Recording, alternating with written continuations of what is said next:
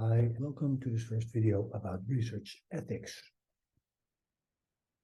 In 2014, this guy, Paul Freitag, who is an economist at Brisbane University, conducted a study into casual racism in his own city. What he did is ask a number of his students, white students and black students, to try to get on the bus without a ticket. So they would ask the bus driver whether they would be allowed in the bus even without a ticket.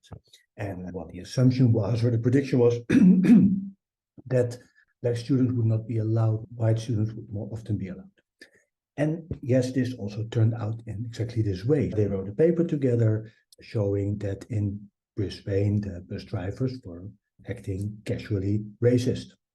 What happened then was a little bit of a surprise because the bus company actually sued the university for breaching ethical conduct. And this was really weird to a lot of people. Like, how can it be that the bus company that, well, acted pretty unethically by having racist tendencies, seeming to have racist tendencies, sued the university for being unethical in their research? Then it got even worse because the university actually agreed with the bus company and said that this guy, Paul Freitag, breached some of the rules that he should have abided to.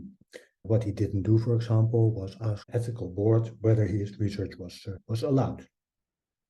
And although this seems like a very harsh and unjust way of dealing with things, it actually turns out that this person, Paul Freitag, could have done a lot of things better, and that he actually threaded some important rules of research ethics in his research.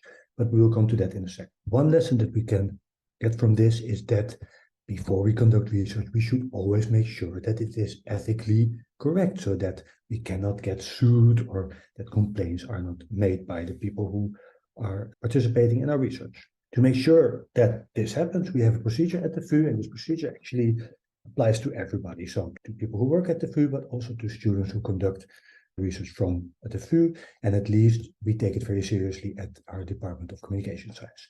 So our procedure, and it looks like a lot, and I will go into more details later. However, we think it is actually very light and fast. You can do this in about 15 minutes or something, which is, I would guess, more or less a world record in terms of getting ethical approval. So what we have, and this is just a very short intro to that, you will be able to go to an online form and check for yourself whether the research as you have designed it abides to the ethical rules that our faculty has set. And we call research that does that standard. So you check whether your research is standard. You always also have to check whether your answers are correct with your own supervisor, because the supervisor is the person who is actually responsible for the research that you do as a student. If the research is standard, what you do is save the output, so the output that the form generates, and it will say something like, because you do this and this, your research is standard and therefore it complies to the ethical rules of the faculty. If you get this PDF and you attach it to your thesis project or your research project or your paper, if you would write that. If your research is not standard, then you probably have to think at some point, like, is it necessary that I do my research in a non-standard way? Because the problem is, if you do the research in a non-standard way, the ethical board will have to review your research and see whether it makes sense that you are not conducting your research in a standard way. And the details, what is standard and not, we'll talk about later. So the question is, do you need this non-standard feature? And maybe you don't need it, so then you should adjust the answers in the form, in the self-check, and see where this brings you. If you do need it, please first consult your supervisor, which if everything is done right, you've already done. Then maybe you should consult the department representative of the ethical board.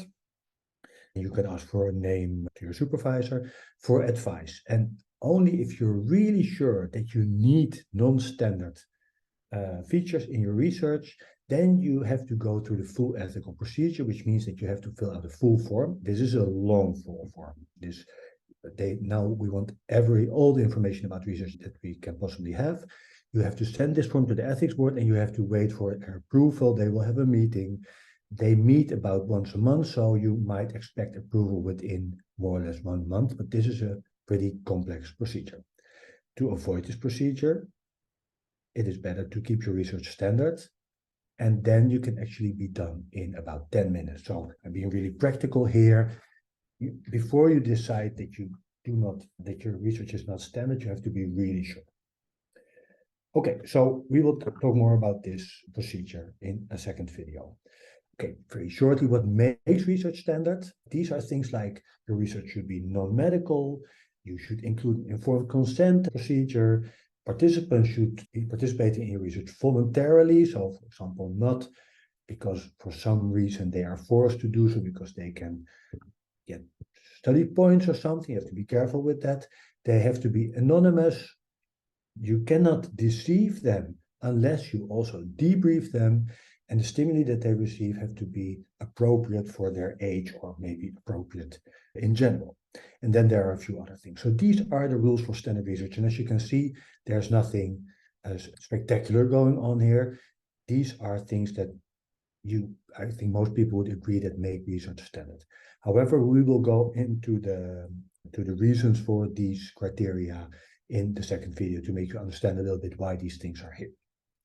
Okay, so this is a very brief overview. What we will do in a second video is to give you a little bit more of a deep dive into these research ethics criteria, and I call it a shallow deep dive because you can talk about these things for hours. However, we will not do so. We will review them a little bit, but not long. Then we will show you how to fill out this ethics self-check form. So how to do this, and where can you find it? What kind of questions can you expect? What kind of answers you are likely to give?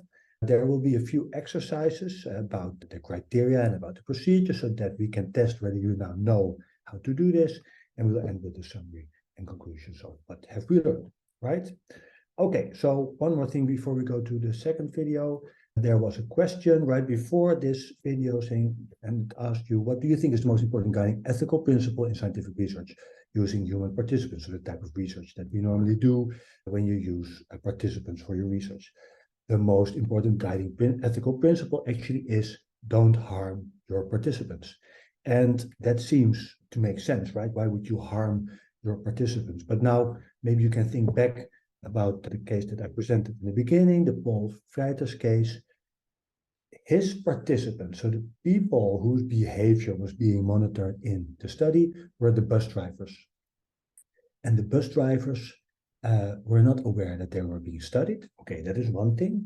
But after the study, they were also in the article, in the paper that resulted from the study, being more or less accused of being a racist professional group.